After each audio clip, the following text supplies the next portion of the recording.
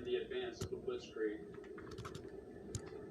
Winston Churchill takes office as the new British Prime Minister on the day the Blitzkrieg erupts.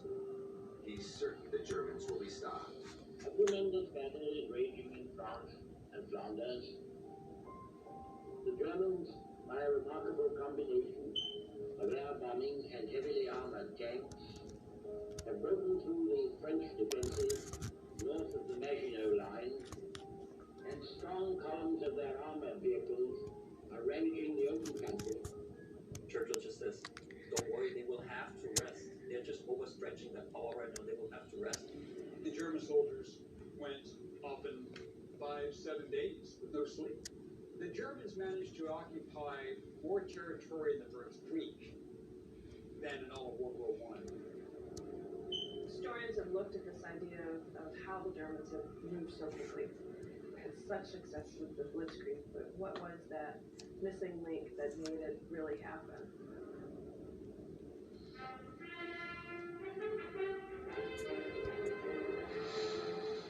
The answer begins in Berlin in 1936, as Germany hosts the Summer Olympics.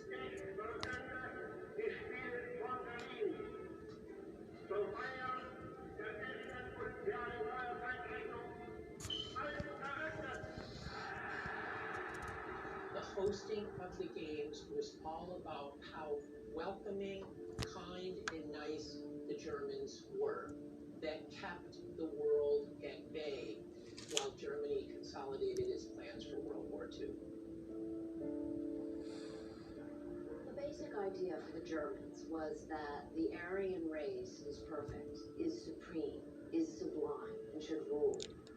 Jesse Owens, the Buckeye bullet, stepped into his test and roll, and he streaked down the wrist cinder path in the 100-meter dash to win a phenomenal time of 10 and 2/5 seconds, breaking all existing world records. When African-American Jesse Owens starts winning gold medals, it's something Hitler can't easily explain.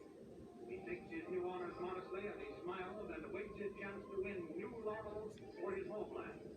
And he repeats in the 200 meters, this fastest human being in the world, when he flashes down the track for a new world record. Hitler was very angry about Jesse Owens. He couldn't handle that, especially him being African American.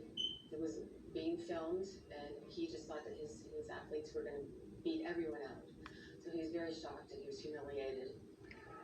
The American athletes had to be using something because they run faster than the German Aryans, which would be impossible because the German Aryans in the Nazi ideology were superhumans.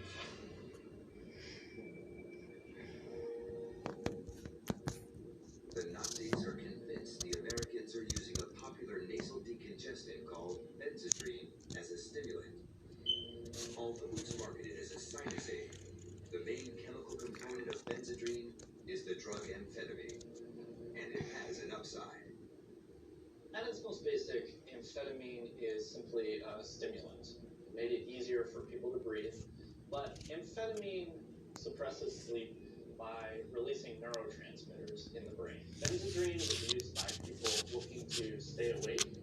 There's no proof that athletes were using Benzedrine in the Olympics. The rumors about Olympic drug use intrigued both the Nazi high command and Theodor Temmler, owner of one of Germany's biggest pharmaceutical companies, Temmler Verga. Both see possibilities in stimulant use as the nation quietly prepares for war. Theodor Temmler ordered his chief chemist to have a look into the field of stimulants and find something that's more powerful than amphetamine. His chief chemist came up with something similar to amphetamines, found the drug that was already made. They just had no use for it in the past. A much more potent drug, a much longer lasting drug. That drug, methamphetamine,